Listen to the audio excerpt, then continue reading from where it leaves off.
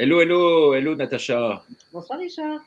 On est content de vous retrouver tous encore ce soir pour ce long marathon médiatique, puisque ça fait maintenant 19 jours qu'on est ensemble tous les soirs à 21 h, tous les soirs, et tous les soirs on a un invité différent, et tous les soirs on est en direct, et tous les soirs vous êtes de plus en plus nombreux à venir nous rejoindre. C'est incroyable, hein, Natacha. Incroyable et extraordinaire en même temps. Et ça me fait vraiment plaisir d'être avec vous, de partager avec vous, de lire vos commentaires et d'avancer avec vous. Ah ouais, c'est fantastique. Hier soir on a eu une super émission, et puis il se trouve, Natacha, que curieusement, le contenu même de tout ce que tu as pu dire hier soir et qui était vraiment, je dirais, assez transgressif, eh bien, on le retrouve comme par hasard ailleurs aujourd'hui. Oui, bah, il y a des reprises. Bon, c'est bien, c'est source d'inspiration, mais voilà, Mais c'est du il y a un peu de la piratage. copie. C'est du C'est un peu de la piratage un peu copie. intellectuel. Hein. Tu n'étais pas content tout à Et l'heure. Hein. non, non, parce que je trouve que c'est facile. On n'attend pas de faire une émission en écoutant l'émission de quelqu'un d'autre la veille et pour reprendre exactement son script. Mais voilà, à chacun son travail. Nous, on essaye d'être journalistes. Certains ne le sont pas, peut-être. Vraiment. Voilà, nous, c'est vrai qu'on a un combat aujourd'hui, c'est pour la transparence et la vérité. Transparence et vérité, c'est vraiment l'objet même de tout ce qu'on attend de nous aujourd'hui. Et donc, on se bat pour ça, et on se bat bec et ongle. Et dans cette transparence, il doit y avoir donc une part aussi de créativité qui nous est propre, hein, Natacha, parce que c'est vrai qu'on travaille bec et ongle, nuit et jour, quasiment sur ces différentes émissions, que ce soit la Minute de Ricardo ou cette émission du soir à 21 h. Hein. Oui, c'est un travail de recherche. Il y a on donne de nous-mêmes aussi beaucoup dedans, de nos réflexions personnelles par rapport à ces recherches. Donc voilà, que d'autres personnes en fassent des raccourcis. C'est un peu dommage, mais c'est vrai que pour autant, on lâche rien. Voilà. Si c'est repris à la rigueur, tant mieux. Mais nous, on continuera de penser. On n'est pas une intelligence artificielle. Voilà, c'est vrai que systématiquement, quand on traite de sujets, bah, comme celui de ce soir, bah, vous le retrouverez demain ailleurs. Bon, bah écoutez, c'est comme ça. C'est comme ça. On a toujours été, nous, grandement copiés dans notre existence par de multiples personnes. Mais ça fait partie du stress. Alors, on va parler du sujet du jour. Et voilà, maintenant que vous êtes rentrés en bloc, vous savez que vous pouvez retrouver ces émissions. Elles restent pas longtemps hein, sur YouTube et sur Twitter. Elles restent à peu près 18 heures, je dirais. Et puis ensuite, elles basculent sur contre-révolution.fr. Contre-révolution, donc contre-révolution.fr. Vous pouvez vous inscrire pour voir ces émissions si vous n'avez pas pu les voir en direct. En tout cas, on a la grande joie de recevoir cet homme ce soir, François Michalon. Bonsoir. Merci beaucoup d'être avec nous, Bonsoir, François. François. C'est un grand plaisir de t'avoir avec nous parce que c'est vrai que tu es quelqu'un qui maîtrise parfaitement le sujet dont on va parler ce soir, qui est un sujet extrêmement grand public, qui touche beaucoup de monde. Je le disais dans la minute de Ricardo, ça touche une personne sur 4. Alors, pour poser le décor, peut-être, eh bien, je vais mettre la minute de Ricardo du jour, que certains n'ont peut-être pas vue, et qui permet un peu de poser les grandes questions, et tu vas y répondre, toi, à ces grandes questions, pendant près d'1 h 15. Donc voilà, donc la minute de Ricardo. Voilà. Ajouter. 30 000 à voir l'émission quasiment en direct ou en très léger différé hier soir sur YouTube, X ou Twitter. Ah, ça, merci ça. beaucoup et à bientôt. Au revoir. Tu vois, comme je suis bon au niveau technique, voilà. Voilà, ça y est. Tu es proche du burn-out. Ah, je suis proche du burn-out quand on voit ça. Bonjour à tous. Un adulte sur 4 ferait un burn-out au cours de sa vie.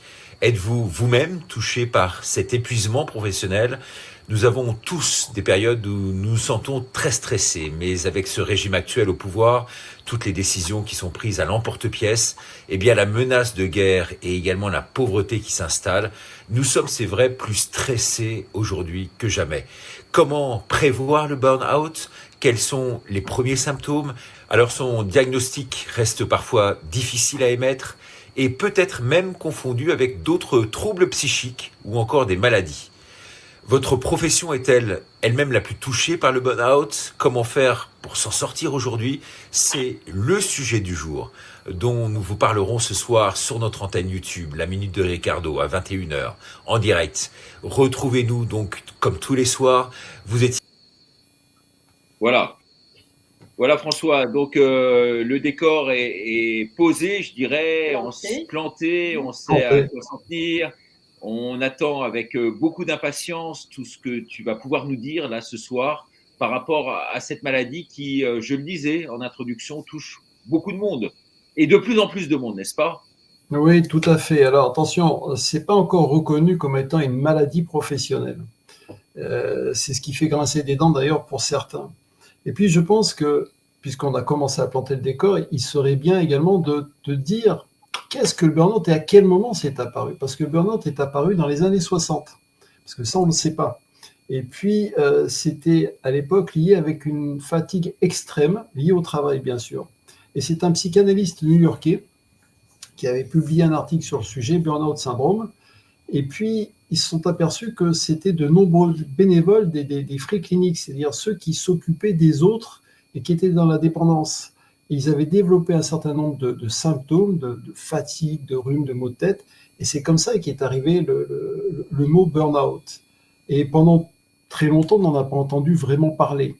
Et depuis, 10 ans, 15 ans, il est devenu un peu plus tendance et un peu plus mode, voire fourre-tout. Parce qu'aujourd'hui, si vous regardez bien, il y a des personnes qui vont dire là, j'ai 10 rendez-vous par jour, ça y est, je suis en burn-out, ça va pas du tout. Non, c'est pas ça le burn-out. C'est pour ça d'ailleurs que on a écrit le livre avec mes 2 co-auteurs médecins, Burn-out, le vrai du faux, pour essayer de remettre, non pas le burn-out au cœur du village, mais pour démystifier un peu cette histoire. Et c'est pas un terme fourre-tout. Donc, il existe des personnes qui sont en situation, on va dire, de fatigue, de charge mentale. J'aime à dire que la charge mentale, c'est l'antichambre du burn-out. Et puis ensuite, il y a des personnes qui sont en état de burn-out. Et là, c'est une autre histoire. Parce qu'un burn-out, un vrai burn-out, c'est bien différent. Et ceux qui nous écoutent ce soir et qui en ont peut-être vécu, parce qu'il ne faut pas oublier que, comme tu disais tout à l'heure, énormément de personnes ont subi ou souffrent actuellement ou vont souffrir d'un burn-out. Donc, vigilance. Alors François, quels sont les signes avant-coureurs du vrai burn-out, qui n'est pas de la fatigue lambda? Alors les signes, ils sont nombreux, mais vous en avez, on va dire, les principaux. Changement de caractère, changement de comportement. Vous devenez plus irascible dans la façon de faire, dans la façon d'être, dans votre manière de consommer la nourriture. C'est pour ça également qu'on a écrit avec ce livre avec un nutritionniste. Des manières différentes de dormir. Votre sommeil est affecté. Vous dormez beaucoup moins. Ou alors vous vous réveillez en pleine nuit. Impossible de vous rendormir. Vous avez également une situation de déni. C'est-à-dire que on va vous dire, attention, ton comportement a changé. Attention, tu es comme ci, tu es comme ça. Non, non, non, tout va bien. C'est-à-dire que la personne qui est en situation de burn-out va se retrouver en situation de déni. C'est-à-dire ne veut pas voir la réalité. Il faut bien également savoir, parce que ça c'est important, que le burn-out n'est pas une maladie honteuse. Je m'explique. Un burn-out arrive très souvent des personnes qui sont compétentes, qualifiées et qui sont, comment dirais-je, perfectionnistes. Si jamais vous êtes perfectionniste, vous savez que vous êtes un excellent candidat pour le burn-out. Pourquoi perfectionniste? Parce que vous voulez tout contrôler. Pourquoi voulez-vous tout contrôler? Vous allez me justifier un ensemble d'éléments. Moi, je vous dirais que si vous voulez tout contrôler, c'est qu'il y a certainement un manque de confiance quelque part. Donc, vous voulez tout suivre. C'est fatigant, c'est épuisant de tout vouloir suivre, parce que vous ne faites pas confiance ni aux autres, donc ce qui veut dire que vous n'allez pas déléguer, et puis vous ne faites pas suffisamment confiance à vous. Donc, épuisant au possible. Tout ça, ce sont des signes extérieurs qui doivent vous alerter. Alors, quand je dis doivent vous alerter, c'est alerter votre entourage. Entourage professionnel, entourage familial, social. Pourquoi? Vous pensez peut-être que le burn-out arrive, qu'il y a des personnes qui sont au travail. Vous pensez qu'il n'y a que des burn-out professionnels? Eh bien, je dirais non. Le burn-out arrive également à des mamans. Il y a énormément de cas de femmes avec des enfants au foyer qui sont en situation de burn-out. Des cas de femmes qui sont à la fois au foyer et en entreprise qui n'en peuvent plus. Alors justement, Natacha veut témoigner là-dessus, parce que elle-même, elle a Voilà. vécu un burn-out, et c'est vrai que dans ton entourage, tu as eu beaucoup de mamans Ah, il qui y a étaient beaucoup de touchées. mamans, énormément de mamans, Oui, et c'est vrai qu'elles n'osaient pas trop en parler parce qu'elles considéraient ça un peu comme honteux. Elles s'occupaient c'est de ça. 3, 4, 5 enfants à la maison. Tout le monde disait, t'as de la chance, tu restes à la maison, tu travailles pas, tu restes avec tes enfants, alors que c'était un travail dantesque, Eh oui. dantesque. Tout, aider les enfants, les devoirs, s'occuper d'eux, les soigner, mais c'était pas reconnu comme étant une charge. Non, non. Et, Alors, ce que dit Natacha est très intéressant. Pourquoi? Parce que je veux vous dire, vous, mesdames, vous êtes les championnes du monde de la charge mentale. C'est reconnu, c'est officiel. Hein. C'est pas moi qui vous. Il n'y a pas de géo par rapport à ça. C'est officiel, tout simplement. Pourquoi? Bah, parce que Natacha vient de le dire. Vous en faites beaucoup. C'est-à-dire que vous êtes, entre guillemets, vous occupez de la maison, des enfants, de votre vie professionnelle, de votre vie sociale, de votre mari, etc., etc. Nous, les hommes, à côté, on a la part facile, il faut le reconnaître. Donc, mesdames, vous portez beaucoup plus. Et alors, allons plus loin. En cette période festive, qui est magnifique, eh bien, vous en avez encore plus de charges sur votre assiette, si je puis dire. Parce que c'est, encore une fois, il y a un sondage qui est sorti, je n'invente pas. Hein. Vous, mesdames, vous en faites beaucoup plus. 37% des femmes disent aujourd'hui que pour cette période-là, elles en font beaucoup plus. Et évidemment, le plus, bah, vous chargez. Hein. Je vous rappelle quand même que c'est bien dans le mot. À la fois charge mentale, vous chargez. Ou plus vous chargez, ou plus c'est lourd. Et pour arriver ensuite au burn-out, où là, ça boule de l'intérieur, mais on y reviendra. Alors c'est vrai, François, qu'on voit que la période est hyper trouble. Là, à l'heure actuelle, c'est moins qu'on puisse dire. C'est vrai que les gens sont complètement perdus. C'est vrai que beaucoup se posent aujourd'hui la question du sens de leur vie. Oui, Qu'est-ce qu'on veut faire véritablement de sa vie aujourd'hui, où on est perdu au milieu de cette existence si confuse, où on essaye de nous blackbouler dans tous les sens. On est comme dans une machine à laver, où oui, les décisions politiques sont iniques, où oui. on sort de périodes de confinement complètement absconses. Et c'est vrai que c'est extrêmement difficile aujourd'hui d'avoir des repères, d'avoir une boussole. Et donc, dans ce monde-là, est-ce que justement cette surcharge mentale et cette inquiétude vis-à-vis de l'avenir, en quelque sorte, ne joue pas encore plus sur ce phénomène du burn-out d'aujourd'hui? Mais c'est tout à... Alors, non seulement c'est une vérité, et ça a été prouvé, c'est-à-dire qu'un des facteurs déclencheurs d'une accélération, je dirais, de cette charge mentale et du burn-out a été la crise sanitaire. Alors, c'est une histoire qui remonte à 4 ans, mais néanmoins, ça a marqué énormément les esprits parce qu'à partir de là, tout a changé. Crise sanitaire, confinement, enfermement. Je peux vous dire qu'aujourd'hui, il y a des personnes qui ne sont toujours pas sorties de cet enfermement. Bien sûr qu'ils sortent physiquement, mais dans leur tête, ils n'en sont pas sortis. Je constate également que chez bon nombre de personnes qui ont, entre guillemets, la tête bien faite, de dirigeants, d'entrepreneurs, puisque je les accompagne, je constate que ça a laissé des marques, ça a laissé des traces. Parce que ce confinement, avec ce que tu as dit tout à l'heure, des décisions aller-retour, ce que j'appellerais moi des injonctions paradoxales, ça a complètement perturbé le fonctionnement des êtres humains. Parce que un être humain, il a besoin d'être rassuré. Il fonctionne par habitude. D'un coup, tout a été cassé. On a perdu tous les repères politiques, économiques, religieux, sociaux. Enfin, tout a été cassé. Et au milieu de ça, l'être humain, il s'est dit, mais qu'est-ce qui se passe? Donc, il était perdu. Et ce que tu as dit est très juste aussi, c'est-à-dire qu'à partir de ce moment-là, ils sont en recherche de sens. Parce que le fait de tout avoir arrêté, de ne plus aller au travail, de ne plus subir métro, boulot, dodo, je vais parler pour Paris, eh bien, ça a réveillé certains. Ils se sont dit, mais attends, mais quelle vie de fou j'avais. Je me levais à 5 heures du matin, je faisais 1 heure de transport ou 2 heures, et ci et ça. Ça a tout changé dans la tête. Et puis certains, ils se sont dit, mais je ne reste plus dans les villes, je vais à la campagne. Donc on a assisté, je crois qu'il y a plus d'1 million de personnes qui ont quitté les grandes villes pour aller à la campagne. Et puis ils se sont dit, mais pourquoi est-ce que je vais continuer à avoir une vie comme ça? Ça n'a pas de sens. Or, je veux du sens dans ma vie, je veux retrouver du sens.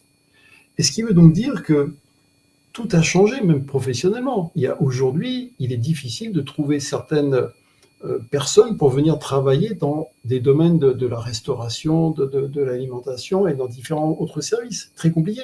Parce que les gens, ils ont dit non, c'est fini, on ne veut plus être corvéable à merci. Ouais. Alors, tu parlais de l'enfermement il y a un instant. Avant de donner la parole à Natacha, je voulais te poser cette question parce que j'étais extrêmement marqué par plusieurs choses et notamment la première que je vais dire là. C'est notamment au moment de l'enfermement, donc ce qu'on a appelé effectivement le confinement. Le confinement. Eh bien, ça ressemble effectivement à un enfermement, figure-toi, parce que j'ai vu moi des prisonniers, des gens de notre entourage qui indûment ont été mis en prison pendant des périodes relativement longues et qui m'ont parlé du complexe du prisonnier, ce que je ne connaissais pas en fait. C'est-à-dire que la personne, quand elle est enfermée quelque part, pendant tout un temps, dans une cellule notamment de prison, et lorsqu'elle est amenée à sortir de cette cellule-là et qu'elle redécouvre le grand air, au lieu de prendre du plaisir en fait à être dans l'air, elle est complètement dans la nature ou elle est perdue dans les grands espaces. Oui. Elle est non seulement perdue au niveau de la lumière, parce que dans la cellule, il y a très peu de lumière, il y a juste un filet de lumière. Elle est perdue dès qu'il y a le ciel bleu et une lumière éclatante, elles se sont agressées. Alors que ce sont des gens qui aimaient beaucoup, notamment la lumière avant. Bien sûr. Et ensuite, le fait de découvrir la grande nature et les grands espaces les rend encore plus stressés qu'ils ne l'étaient, apeurés même. Donc, ils se cantonnent, ils se sclérosent dans des endroits qui sont des endroits extrêmement petits, fermés, qui leur rappellent finalement leurs cellules confinées. Oui, oui, parce que c'est les rassurants. Voilà, on peut transposer cette réflexion-là sur les prisonniers, donc le complexe, entre guillemets, du prisonnier, sur le complexe du confiné, en quelque sorte, non? Mais absolument, absolument. C'est pour ça que je disais tout à l'heure, il y a certaines personnes qui sont restées confinées dans la tête. Ouais, c'est ça, c'est exactement ça, ouais. Ils sont confinés dans la tête, et alors c'est dramatique, parce que ça a cassé, ça a brisé le lien social avec les autres. Parce qu'ils n'osent plus aller vers les autres. Et en plus, on est devenu un petit peu fou, parce qu'on sait bien que les injonctions paradoxales, c'est ce qui rend fou. Quand on dit fais quelque chose mais ne le fais pas, il faudrait que tu le fasses pour ton bien, mais en fait ça va être pour ton mal. C'est comme ça qu'on arrive à rendre les gens fous. Donc, on a eu pendant des mois et des mois, et maintenant je crois qu'il est quand même très difficile de récupérer toutes ces victimes en fait du confinement. Là. C'est absolument, c'est très difficile, et d'autant plus, alors il y a deux catégories de personnes qui ont été marquées. Il y a les anciens, les seniors, et les jeunes. Et malheureusement, les deux sont marqués. C'est-à-dire qu'aujourd'hui, on a des personnes âgées qui sont restées, qui n'ont plus faire certaines choses, par peur d'aller vers l'autre. Donc, automatiquement, ça les met dans une sorte de format de solitude. Et puis les jeunes, ils ont complètement changé leur manière de faire et d'être, même si, heureusement, pour la plupart, ils ont repris, mais n'oublions pas que tous les étudiants étaient enfermés dans leur chambre d'étudiants pour suivre des cours. Et concernant les personnes âgées et les jeunes, c'est justement les personnes à risque. Alors, les personnes âgées, si tu veux, il y a deux facteurs. Il y a d'abord le premier, c'est que ils ont déjà en eux-mêmes, forcément, je veux dire, c'est une crainte inévitable et inéluctable, la crainte de la mort, bien entendu, mais ils voyaient en plus, à côté d'eux, leurs amis mourir de façon complètement artificielle, à coup de rivotril pour certains, dans les EHPAD et autres. Donc, ils avaient cette crainte qui était encore une fois renforcée. Ah, mais tout à fait. Non, mais ça a été un bilan catastrophique. Alors, bien sûr qu'on va dire, oui, mais si on ne l'avait pas fait, qu'est-ce qui serait passé? On ne va pas refaire le passé. On constate simplement que le fait d'enfermer les gens sous prétexte de prendre soin d'eux, eh bien, ça a eu un effet complètement négatif. Négatif sur leur santé psychologique, négatif sur leur santé physique, parce qu'on a quand même besoin de bouger, de marcher, d'aller vers l'autre, de respirer du bon air. Ça a été très compliqué sur un plan économique, compliqué sur un plan social. Maintenant, encore une fois, on ne refait pas le passé. Donc, il est nécessaire aujourd'hui de rééduquer, entre guillemets, toutes ces personnes-là, de leur redonner confiance et de dire, bon, reprenez goût à la vie. C'est ça qui est important. C'est reprenez goût à la vie, parce que la vie, elle continue. Parce que même maintenant, la plupart des gens continuent à travailler en télétravail, mais il n'y a plus de contact humain. C'est toujours derrière un écran. Il y a non seulement ça, et puis si je puis me permettre aussi, concernant le télétravail, c'est vrai que de se sentir branché en quelque sorte en permanence, c'est ultra stressant. C'est une source de stress. Voilà, c'est-à-dire oui. qu'on est finalement encore plus prisonnier qu'on ne l'est au travail. Au travail, le patron peut venir vous voir, vous demander des comptes, vous êtes dans votre bureau, bon, Obligé voilà, de répondre où à il y a chaque des, mail, où il y a des SMS réunions dans la et tout. seconde. Mais télétravail, on sait très bien comment ça se passe. Le patron, forcément, il vérifie si l'employé est là, s'il est bien assujetti aux tâches quotidiennes qui lui sont imparties. Et donc, forcément, il se sent stressé à l'idée même qu'on veuille le contacter au moment où il ne sera pas forcément précisément devant son ordinateur. Donc, Oui, ça rend c'est ça. C'est charge ça. Et mentale puis, élevée, non? parce qu'il y en a qui sont allés très loin. Il y a des sociétés qui sont, entre guillemets, assez perverses, c'est-à-dire qui sont allées mettre comme des mouchards sur les ordinateurs pour voir si les personnes sont bien là. En plus de ça, on augmenté le nombre de rapports à faire, mais il y a des choses qui sont complètement aberrantes dans des sociétés. Je parle même de grosses sociétés multinationales. C'était très compliqué ce ils ont poussé faire. Et ce qu'il faut savoir, c'est qu'à l'époque du confinement et après le confinement, des grands groupes me disaient on ne sait pas comment faire pour faire revenir les gens dans les entreprises. Parce que, tu sais, ils avaient pris goût à la liberté, entre guillemets, de ne plus être conditionnés. Compliqué de les faire revenir. Donc le télétravail est arrivé, mais le télétravail est un outil extraordinaire, mais ça dépend comment il est utilisé. Tu comprends? Donc il y a des bonnes choses, mais si c'est utilisé avec un mauvais état d'esprit, bah, ça peut être contre-productif. Parce qu'effectivement, il y a des personnes aujourd'hui qui disent on en a marre du télétravail. Il faut arriver à trouver le juste milieu, mais c'est pour ça que cette crise sanitaire a été je dirais un effet, un booster énorme sur la santé des personnes. Alors bien sûr, ça a fait accélérer plein d'autres choses. Ça a permis quelque part de faire sortir le télétravail alors qu'il serait peut-être jamais sorti. Et aujourd'hui, il y a des personnes qui vivent bien avec le télétravail parce que ça leur permet d'équilibrer. Il faut arriver à trouver le juste équilibre en chaque chose. C'est ça qui est important. Alors, Natacha, la personnalité de Macron, on peut en parler peut-être. Hein? Alors, bah oui, Macron, finalement, est-ce qu'il, lui, peut aussi souffrir du burn-out? C'est les ministres, les députés, peuvent-ils aussi souffrir du burn-out? Natacha, qu'il soit président, qu'il soit balayeur, qu'il soit sportif de haut niveau, dirigeant, ça reste un être humain. Quand on retire l'étiquette, c'est un être humain. D'accord? Qu'il soit milliardaire ou qu'il soit pauvre, ça reste un être humain. Donc, bien évidemment, qu'il souffre, qui subit toute la pression qu'il peut avoir, pression mentale, pression émotionnelle et pression physique. Et c'est vrai que quand on voit tout ce qui se prennent, on va dire les politiques en général, mais un président, puisque c'est celui qui est à la tête d'un pays, mais c'est vrai que ça ne doit pas être facile tous les jours. Donc, ouais.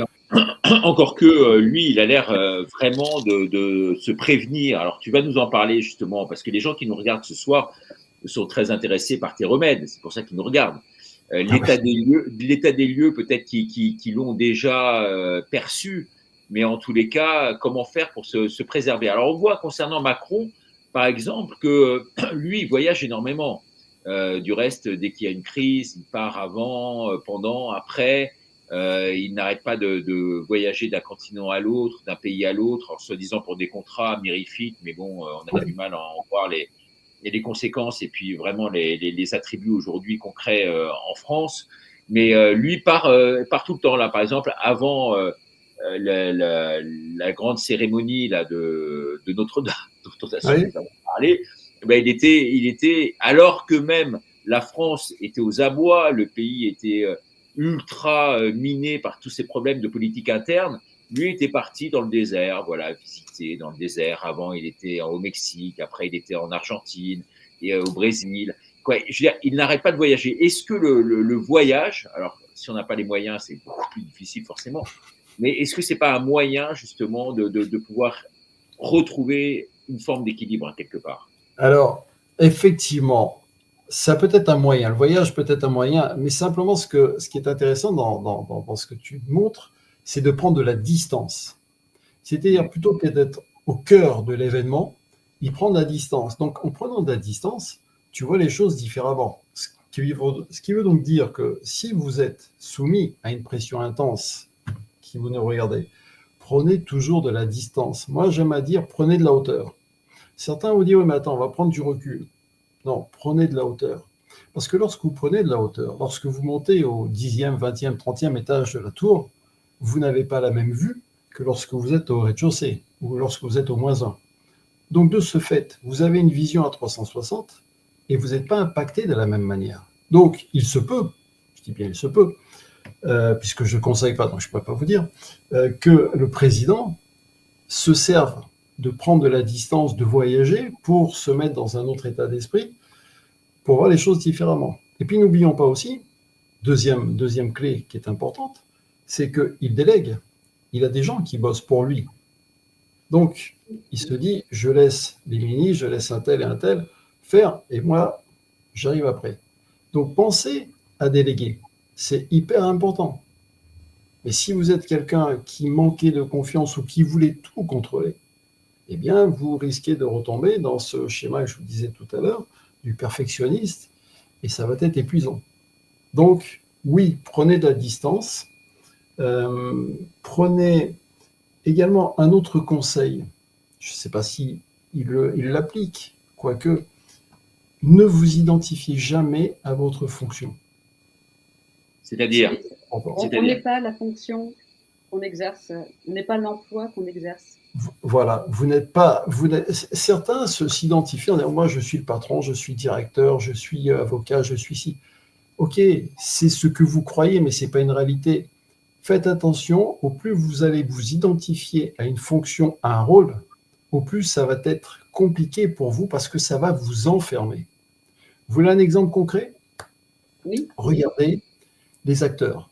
Il y a plein d'acteurs qui sont enfermés dans des rôles parce qu'ils sont bien, ils correspondent à quelque chose et qui vont faire, à chaque fois, on va leur proposer le même rôle. Et puis, vous avez certains acteurs qui disent non, moi, je ne veux pas être enfermé dans ce rôle. Mais si vous êtes enfermé dans un rôle, ça va être compliqué d'en sortir. C'est-à-dire que vous allez vous identifier. Regardez pour ceux qui sont plus anciens, qui ont connu l'époque, je crois que c'est les années 80, où on parlait à l'époque, il y avait beaucoup de chômage, on dégraissait à l'époque. Je ne sais pas si vous vous souvenez de ce terme. Eh bien, il y a un nombre de cadres, nombre de directeurs qui ont mais souffert parce qu'ils perdaient la fonction. Ils s'étaient identifiés à la fonction, à la voiture, à tout ce que ça apportait. Donc, soyez vigilants à ça. N'allez pas vous identifier. N'allez pas croire à tout ça. Prenez encore une fois de la distance. Et voilà, pour ne pas croire à ça... Et peut-être écouter son corps. Il faut savoir aussi écouter son corps aussi. Le fait de se bloquer le dos. Dit-elle. En me regardant, ça fait, voilà. fait 5 jours, je peux pas bouger le dos tellement je suis bloqué là. De faire des chutes. Bon, alors oui, mais alors évidemment, on en parle de ça. Faire tomber, d'oublier les choses. Mais Natacha, on connaît tous l'expression j'en ai plein le dos. Oui. Ça veut dire quoi, t'en as plein le dos? Ça veut dire qu'à force de porter, si je te mets des charges, si je te mets un sac à dos, je dis tu vas porter et je rajoute du poids sur le sac à dos, c'est compliqué. Moi, c'est ce que je dis aux personnes que j'accompagne. Je dis, voilà, c'est très simple. Vous arrivez, vous êtes chargé au maximum. La bonne nouvelle, c'est qu'aujourd'hui, on a les valises à roulettes. Donc, c'est plus facile à porter le poids. Quand je dis le poids, c'est quoi? Le poids de l'éducation, de l'expérience, de ce que nos parents nous ont transmis, de tout un tas de choses. Et on porte vaillamment. Et on continue à porter. Mais il arrive un moment de dire, bon, allez, stop. Parce que physiquement, ça fait mal au cervical, ça fait mal aux épaules, ça fait mal de partout. Et allons plus loin. Non seulement ça fait mal, mais ça peut être cassant, parce que ça va impacter votre caractère. Parce qu'au plus ça va aller, quand on parlait tout à l'heure des signes avant-coureurs d'un burn-out, c'est une personne qui va peut-être être plus cassant dans sa manière de faire, de dire, de parler. Parce que dans la tête, c'est plus cassant. Ce qui veut dire que si c'est plus cassant, physiquement, il peut se casser aussi quelque chose. Il y a une cohérence dans tout ça, ce qui fait que ça va raidir les ligaments, les articulations. Parce que c'est ça. On sent qu'on est plus raide, en quelque sorte, hein, c'est ça. Mais oui, bien sûr, on perd de la souplesse. Or, l'objectif, c'est quoi? C'est d'être souple comme un roseau. Voilà. Alors, c'est vrai qu'on a rencontré quelqu'un là récemment qui nous a dit que, en fait, elle avait eu ces signes avant-coureurs. tout ce que tu disais là depuis le début de cette émission, depuis 35 minutes maintenant, Oui. elle disait ça quasiment, qu'effectivement, elle sentait venir les dégâts potentiels et éventuels sans Oui. mettre un nom dessus, en fait. C'est ça qui était Non. très, très dur pour elle. Et puis, un matin, en fait, c'est ça qui est terrible dans cette maladie. Terrible. C'est qu'un matin, elle a dit, elle s'est réveillée, elle était dans son lit et qu'elle ne pouvait plus bouger. Elle Bravo. ne pouvait plus se lever de son lit. Paralysée. Paralysée, tétanisée. Oui. Alors après, dans d'autres questions par la suite, on verra comment faire justement par rapport à ça. Mais le constat, il est là, quoi, Faire un chez état cette des femme. lieux, oui. Chez Oui. cette femme. Ah Hein. oui, oui, oui. Ou Ouais, non, perdre mais la vue. J'ai connaissais une amie qui a perdu la vue pendant plusieurs mois. Elle voulait Ouais. plus voir. Elle voulait plus voir la réalité en face, quoi. En gros, c'est ça, non? Mais c'est tout à fait ça. C'est tout à Ouais. fait ça. Quand tu dis elle ne voulait plus voir, c'est-à-dire qu'il faut bien prendre conscience, c'est que chacun de nous, on se met des filtres sur les yeux, on se met des filtres sur les oreilles. C'est-à-dire que on se voile la face. L'expression, elle est connue. Mais à force de se voiler la face, on a tellement de voiles qu'on ne voit plus la réalité telle qu'elle est et qu'on va interpréter les choses. Or, l'objectif, c'est quoi? C'est de retirer les voiles, c'est de retirer les bouchons de cire qu'on se met parce qu'on a envie de se protéger, on a envie de rester dans notre monde. Et ce n'est pas la réalité. C'est ça qui est important. Donc, l'objectif, c'est de dire, bon, c'est d'accepter les choses. Ça aussi, c'est une clé fondamentale. Accepter les situations. Elles ne sont pas faciles. OK, j'accepte.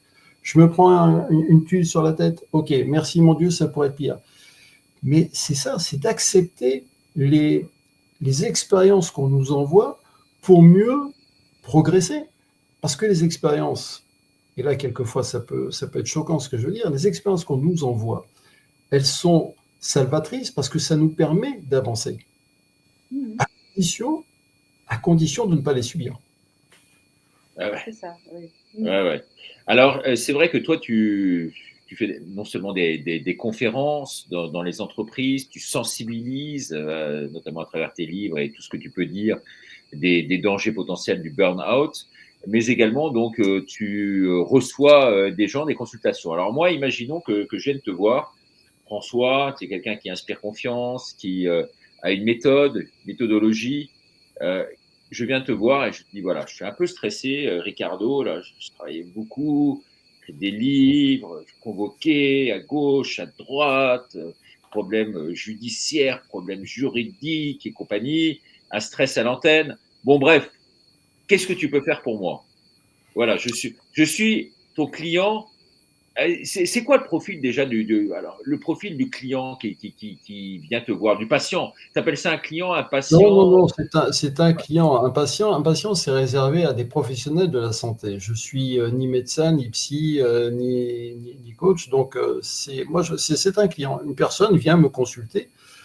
En fait, elle vient me consulter pour deux possibilités, enfin pour plusieurs, mais pour principalement deux. Une personne qui est en bonne forme, qui me dit je suis bon, mais je vais être meilleur. Tu prends un sportif de haut niveau.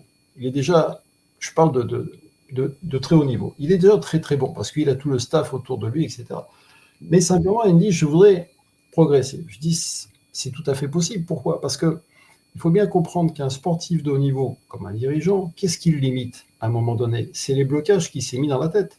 Certains vont appeler ça un plafond de verre, c'est les blocages qui s'est mis dans la tête. Donc, moi, j'arrive avec ma méthodologie, je retire les blocages et d'un coup, hop, ça lui permet de monter. Voilà. Donc, je suis en partenariat avec ces coachs, avec ces médecins, etc., mais je ne suis pas en concurrence avec eux parce qu'eux font des choses que je ne sais pas faire et inversement. Donc, il y a vraiment une complémentarité. Ça, c'est un premier cas. Deuxième cas, une personne vient me voir et dire « Bon, en ce moment, c'est compliqué parce que je me prends que des coups sur la tête, etc. J'aurais besoin de sortir la tête un peu hors de l'eau. » C'est tout à fait jouable. Je donne un exemple. Vous achetez un ordinateur puissant, rapide, un téléphone, même chose. Vous en servez 1 an, 2 ans. Et puis, au bout d'un moment, il commence à ramer. C'est-à-dire qu'il y a tellement d'informations dedans qu'il perd de sa capacité, il perd de sa mémoire vive. Donc, qu'est-ce qu'on fait dans ce cas-là? Eh bien, on appelle un technicien, qui le technicien va dire on va mettre un programme antivirus, on va nettoyer, etc. Et puis, peut-être qu'on va regarder également dans l'ordinateur et on va trouver des dossiers qui sont là, qui dorment depuis très longtemps, puis qui sont lourds. qui sont là, on les a oubliés parce qu'il n'y a plus d'intérêt, mais ils sont là. Donc l'objectif, c'est quoi? On nettoie, on vire les virus, et puis ensuite, on va mettre des dossiers dans un cloud, et puis il y a peut-être même des dossiers qu'on va supprimer. Et d'un coup, on va retrouver une capacité, une mémoire vive avec l'ordinateur ou le téléphone. Eh bien, l'être humain, il est exactement pareil. C'est-à-dire que l'être humain, il a un pouvoir de stocker en lui tout un tas de choses, c'est ce que je disais tout à l'heure, hein. On récupère ce que nos parents, nos grands-parents nous ont transmis, pensaient que c'était la meilleure éducation, nos propres expériences. Donc, si on a eu une multitude d'expériences bonnes ou moins bonnes, eh bien ça marque une personne.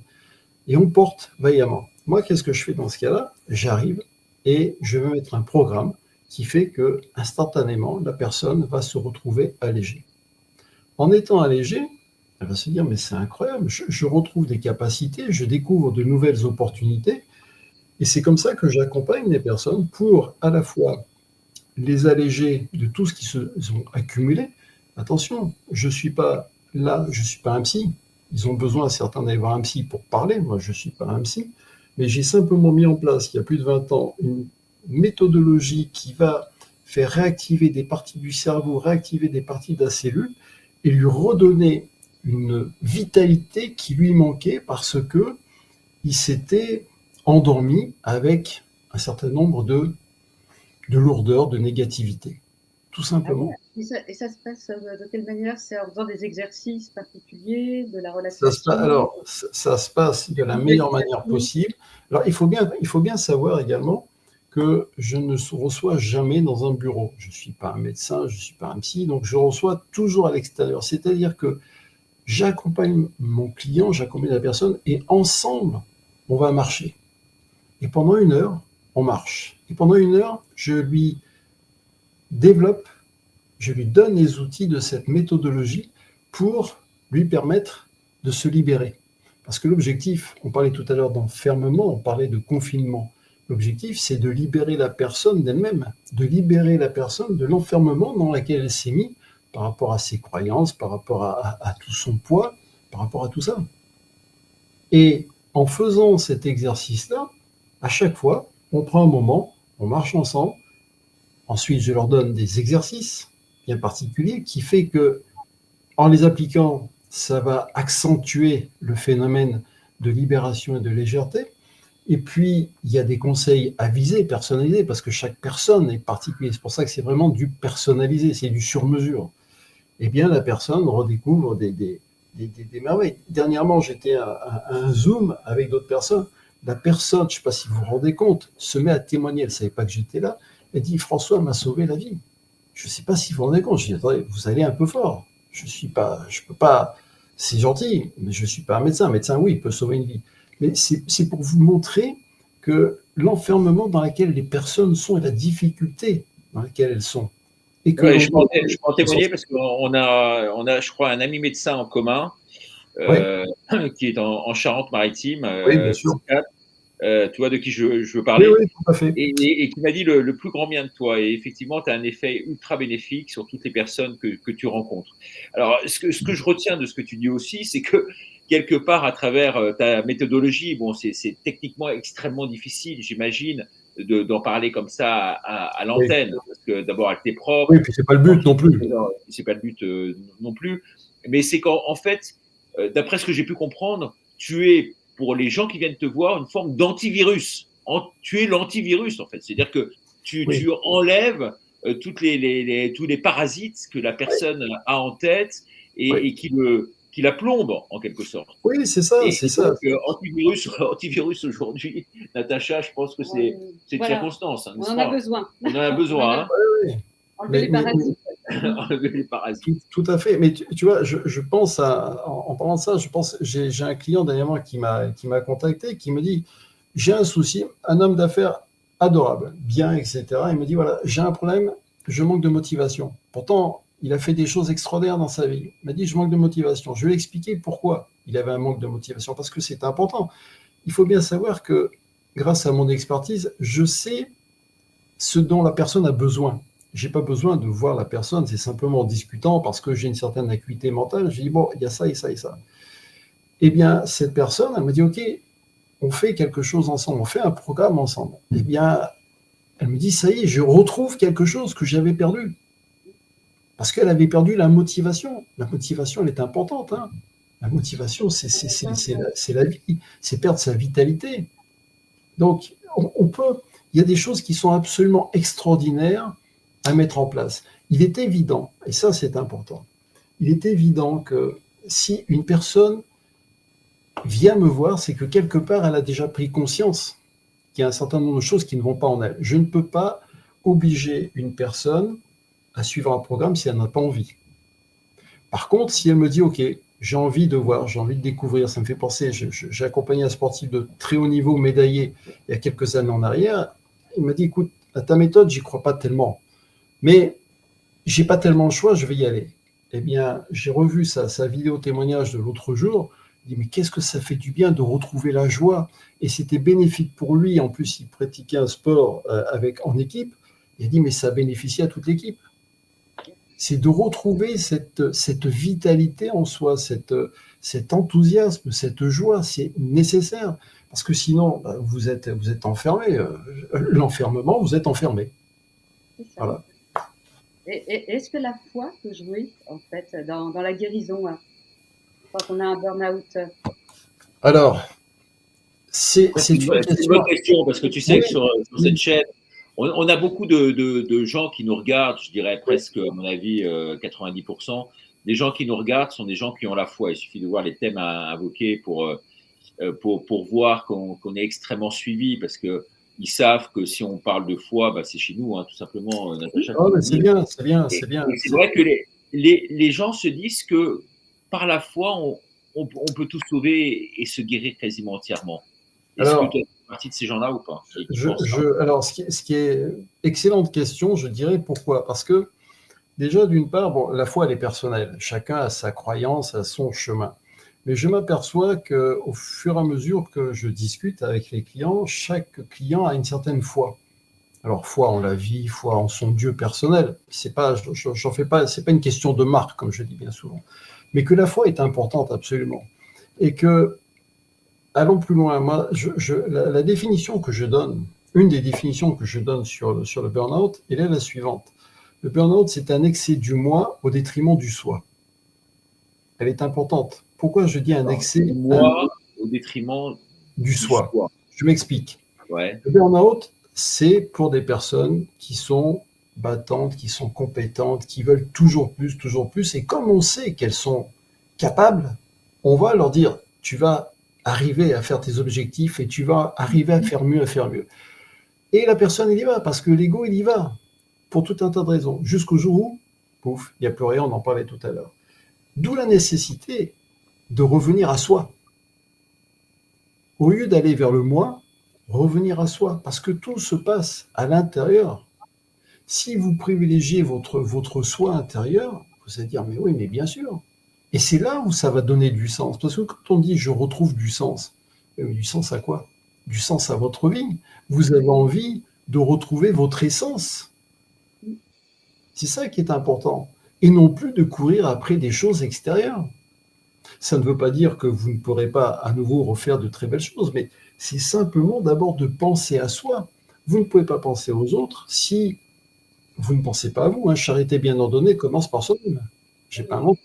Oui. Alors, on voit à travers tout ce que tu nous dis là, et on te remercie vraiment beaucoup. On arrive bientôt au terme de cette émission, mais c'est vrai qu'on aura bien vu en fait tout le parcours de l'avant, du pendant, des signes avant-coureurs, comment faire pour essayer de lutter contre ça. Peut-être une autre question concernant ta méthodologie. Est-ce qu'elle s'adapte davantage, on l'aura bien compris, à travers des gens qui ne sont pas encore touchés, mais quand même ultra stressés, qui peuvent tomber d'un moment à l'autre, mais on ne sait pas quand, parce qu'en fait, il n'y a pas de date d'annoncer, tu vois. Quand on a un cancer, on sait que à tel stade, on doit faire tel protocole, et puis malheureusement, si on n'y arrive pas à être soigné, eh bien, on a une échéance de vie qui est limitée. Là, en ce qui concerne le burn-out, est-ce qu'on a des statistiques en la matière? Oui, mais il y a quantité de statistiques en la matière. Et ce qui est d'autant plus fou, c'est que j'ai coécrit le livre avec 2 médecins et les professionnels de la santé sont à 50% en état de burn-out. Parce que les conditions de travail, parce que tout est réuni pour que ça soit très très compliqué pour eux. Donc, oui, moi je m'adresse de préférence à des personnes qui se disent « Oh, je ne veux pas aller en burn-out ». Et on le dit très souvent, nous, notre objectif, c'est de vous éviter de tomber dans le burn-out. Et si jamais vous tombez, on peut en sortir, c'est pas dramatique. Et j'aime à dire, pour reprendre l'expression de Seguela, celui qui n'a pas une Rolex à 50 ans, il a loupé sa vie.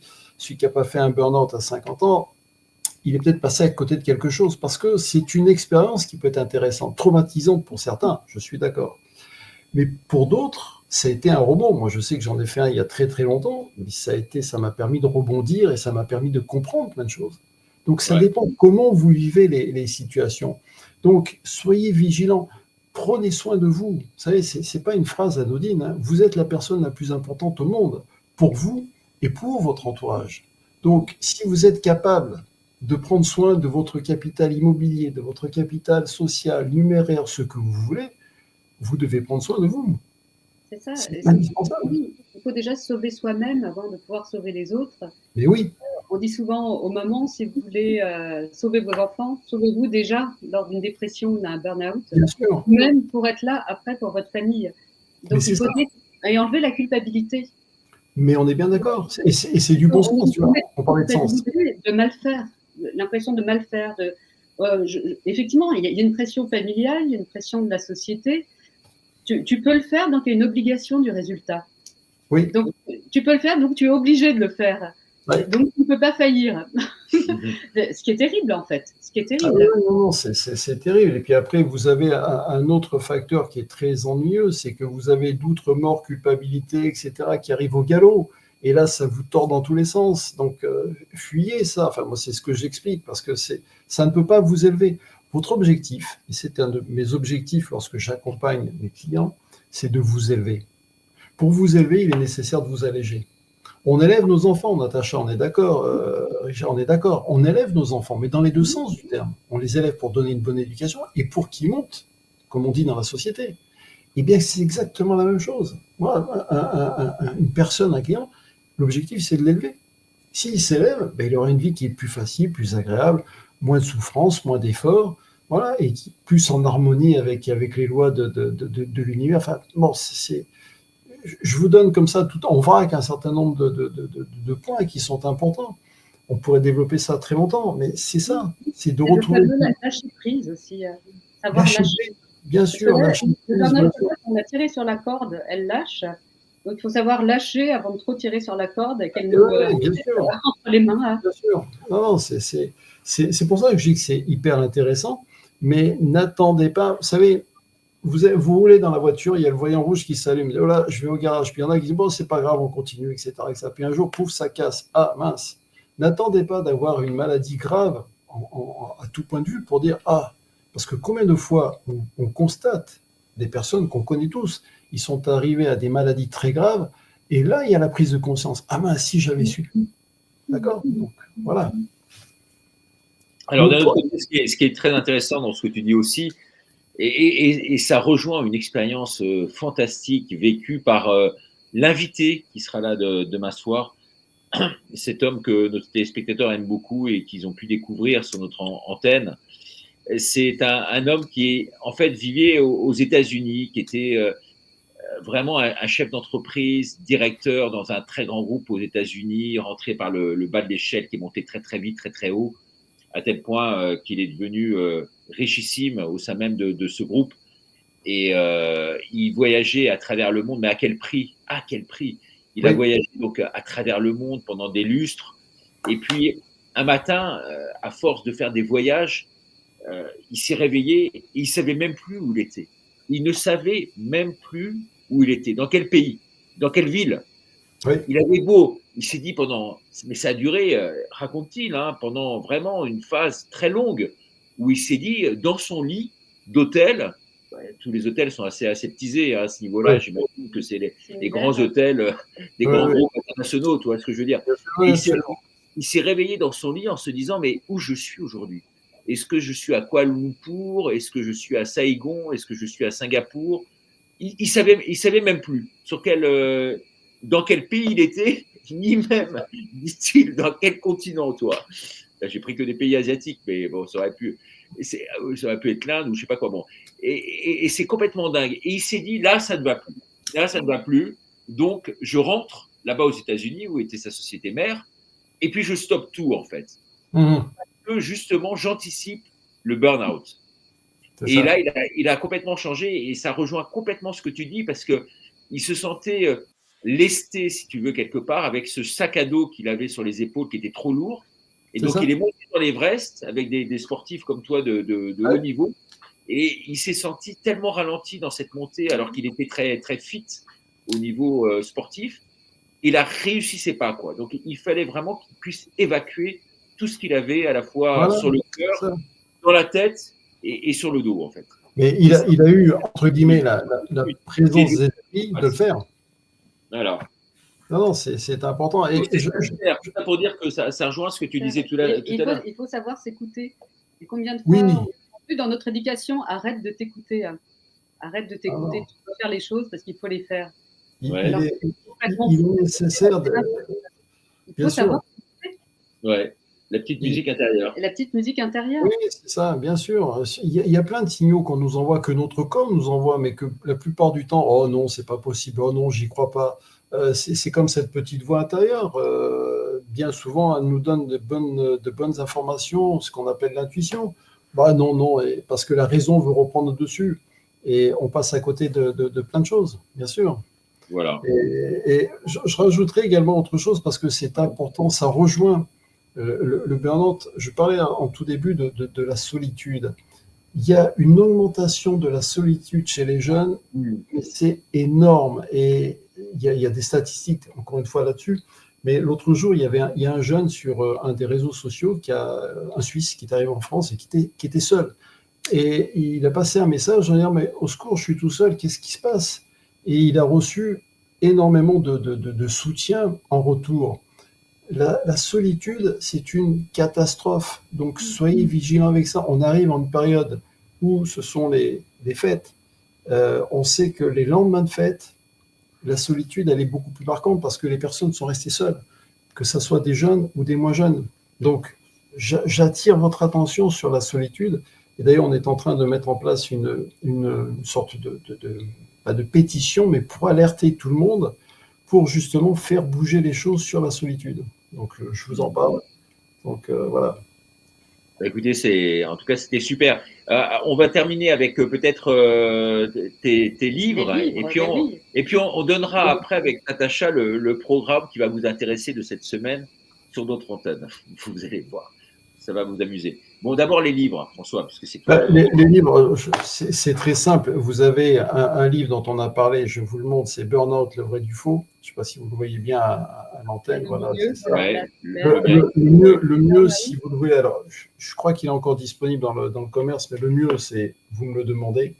Sachant également que j'ai une version audio qui est disponible sur toutes les plateformes de téléchargement.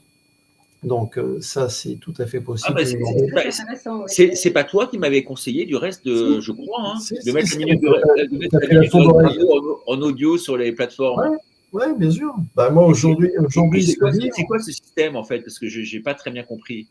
Aujourd'hui, le livre dont je vous parle, vous pouvez l'écouter sur les plateformes comme Deezer, Spotify, Amazon. Donc, vous l'écoutez en libre accès. Si vous êtes abonné à une de ces plateformes, vous l'écoutez autant de fois que vous voulez, comme la musique. Et en plus de ça, il est traduit en 14 langues. Donc, il est accessible dans le monde entier. J'étais avec des Chinois l'autre jour, je leur parlais de mon livre, je leur ai envoyé le lien, ils ont pu écouter le livre en chinois.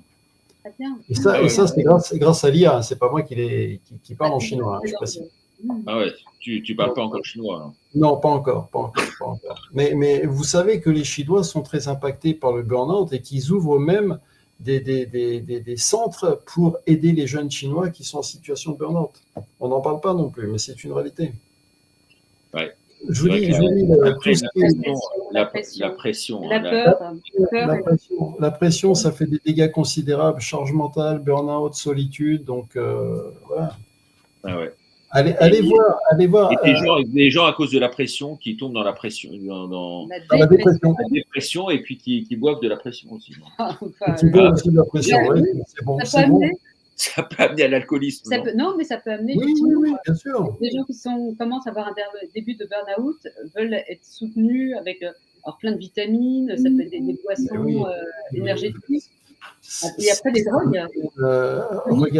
Regardez, dans certains milieux, ça tombe dans des effets, dans des drogues, etc.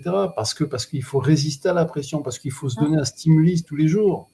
Donc, qu'est-ce qu'on fait? On va prendre des substances qui sont illégales, mais ça vous détruit. Ça détruit l'organisme. Terrible, Ouais. non, c'est terrible. En tout cas, que Dieu nous préserve de ça. Hein. Voilà, comme quoi il vaut mieux avant d'avoir à guérir. Hein. Voilà. Alors, merci beaucoup, François. C'était une excellente émission. Je te remercie infiniment d'être venu.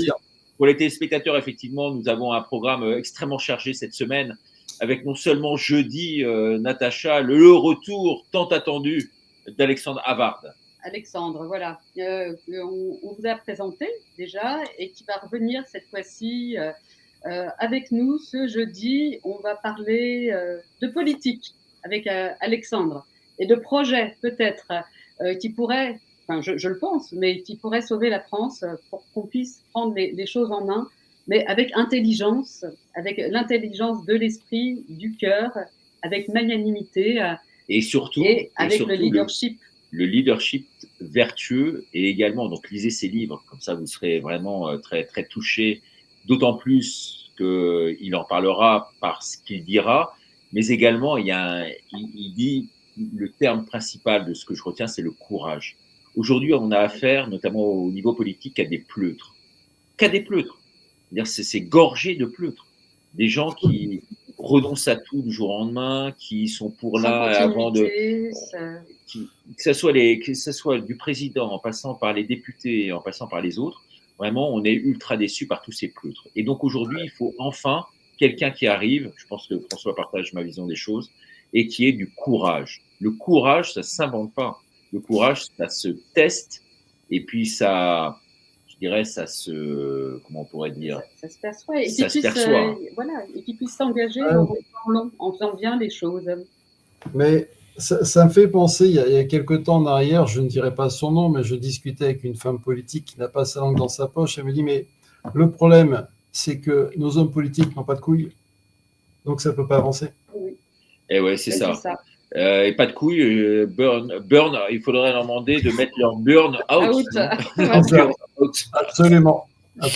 Voilà, bon, on va arrêter l'émission parce que maintenant il est temps de... Et en tous les cas, il y en a un qui a des C, 3 petits points, hein, des coronesses, comme on peut dire ailleurs, et qui sera là. Vraiment, il faudrait le regarder, c'est vendredi, parce que cet homme, il n'a peur de rien. Il est prêt à se sacrifier au nom du bien commun. Au nom de la vérité, au nom de la liberté. C'est quelqu'un du sens du service. Et du sens du service. Et avec Natacha, on l'a tous les jours au téléphone. Et avec Natacha, on est hyper impressionné par cet homme. Modeste, peut-être, mais tellement puissant dans sa tête et tellement en phase avec lui-même. Cet homme, c'est Julien Garofalo. Hein, Natacha, on l'attend beaucoup. Hein. Bien sûr, Julien, un sacré personnage. Mais alors, quelle détermination et quel sens du sacrifice également pour lui. Hein. Ah ouais, quel sens du sacrifice. Il sera vendredi soir 21h avec nous. On a fait déjà plusieurs vidéos avec lui et incroyable l'impact de tout ce qu'il a pu dire. En tout cas, merci beaucoup François. Avec grand plaisir. Merci vraiment très très chaleureusement donc tous nos téléspectateurs. Inscrivez-vous donc sur contre-revolution.fr pour revoir cette émission et toutes les autres.